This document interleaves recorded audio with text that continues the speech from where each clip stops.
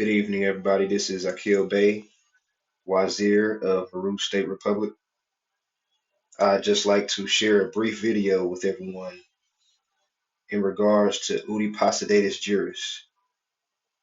Okay, I'll share a few slides and just keep it real short and sweet so we can understand this thoroughly. That's the reason I'm showing a few slides. So I'll start with where it says, "Thus, the chamber cannot disregard principle of Uti Possidetis Juris, which it declared to be a firmly established principle of international law where decolonization is concerned."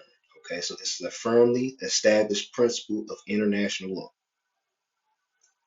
Its obvious purpose was to prevent the independence and stability of new states being endangered by the challenging frontier subsequent with the withdrawal of the administering power of, by upgrading former administrative frontiers to international frontiers. It says the principle, therefore, might represent the wisest course to preserve stability. It might, however, be wondered that the principle had been able to withstand the new attitudes of international law that had been developed. So basically, Uti Possidetis Juris, right? Wherever there are colonized people, such as the people on this landmass, Uti Possidetis Juris is a principle to be applied if you wish to get sovereignty and independence. Okay, so um, let's see. So basically, thus far, it said that it's a principle to make clear that any other administering power, in this case, United States of America, or in our case, the United States of America or United States, uh, or any administering power, right, um, might not like it, basically. Okay, so Uti Possidetis Juris is a principle to keep this stable and preserve the rights of the new state that's emerging. Okay, so it goes to say, since at first sight it conflicted outright with the right of peoples of self-determination, but as African states had selected the principle of Uti Possidetis among all other classic principles, the Chamber could not challenge it merely because in 1960, when both parties achieved independence, this principle had not yet been proclaimed by the African heads of state and government. More on what is Uti Possidetis Juris.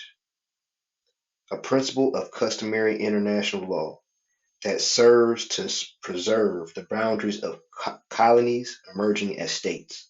So colonies are basically colonized lands. So we are as colonized people, more on this landmass.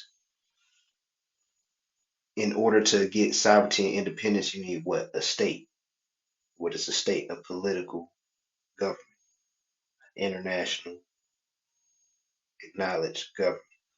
It's the only type of political body that can take the United States of America to court in international law.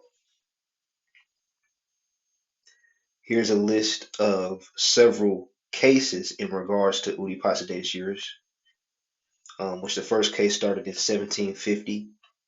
Okay, so basically this is res judicata, international law, which is the highest system of law.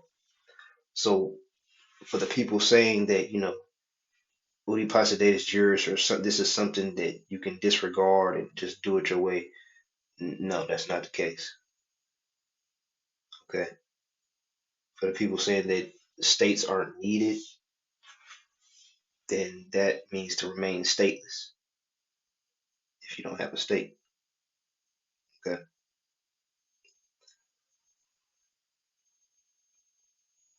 Uti Possidetis Juris is a principle of customary international law that serves to preserve the boundaries of colonies emerging as states.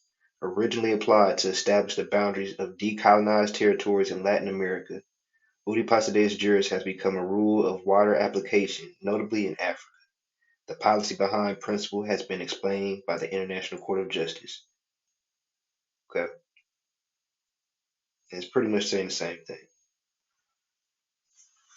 Okay, so I just wanted to share this real brief video, and just real quick,